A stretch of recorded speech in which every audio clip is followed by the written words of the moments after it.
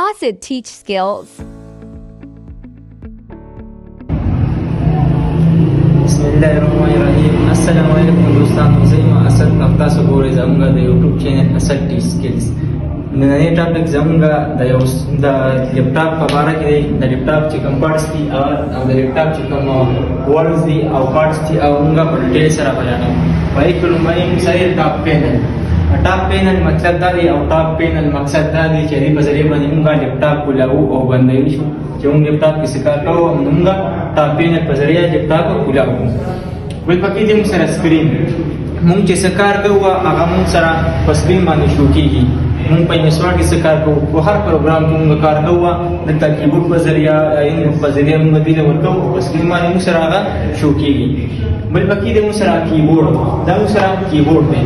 کیبورډ وایي چې دا کیبورډ موږ سره یو انپوټ ډیوایس دی. انپوټ مطلب دا دی چې په ذریعہ موږ سکرین ته څه فارورډ کوو څه ولډ کوو نو موږ سره څه کمانډ څه اکشنز هغه موږ دې په ذریعہ باندې سکرین ته ورکوو د کیبورډ په ذریعہ. په لیپټاپ کې موږ سره بل دی پاور بټن. د پاور بټن په ذریعہ باندې موږ لیپټاپ کولاو یا بندوو. موږ چې لیپټاپ کې څه کار وغیرہ کوو موږ چې لیپټاپ کوو نو دا یې باندې شرط دی چې موږ پاور بټن وو. د پاور بټن موږ نه وایو موږ سره لیپټاپ نه کیږي. بل پکې دې موږ سره کیبورډ دی. کیبورډ کوم وایي چې د دې په ذریعہ حروف او عدد او شمار موږ سکرین ته ورکوو شو کیبورډ په ذریعہ باندې.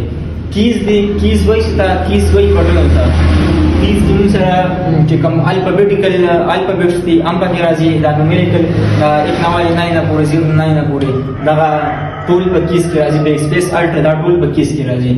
ول پکې دی ټچ پیډ. ټچ پیډ موږ سره په لیپټاپ کې خپل یو ماوس دی. د لیپټاپ خپل ماوس دی په دې کې پټ شوی. د دې په ذریعہ باندې د دې موږ د ماوس کار واستې شو. او بل پکې دی یو اس بي پورټ. دا یو اس بي پورټ چې کوم دی دا موږ سره د دې په ذریعہ باندې موږ لیپټاپ ته یو اس بي کنیکټ کوي شو. او چارجینګ پورټ دی پکې. دا چارجینګ چې کوم د چارجر ځای دی هغه ته چارجینګ پورټ وایي. لیپټاپ ته چې کوم چارج لګاو او دا چارج کوو نو دا غي چې کوم ځای دی هغه ته چارجینګ پورټ وایي.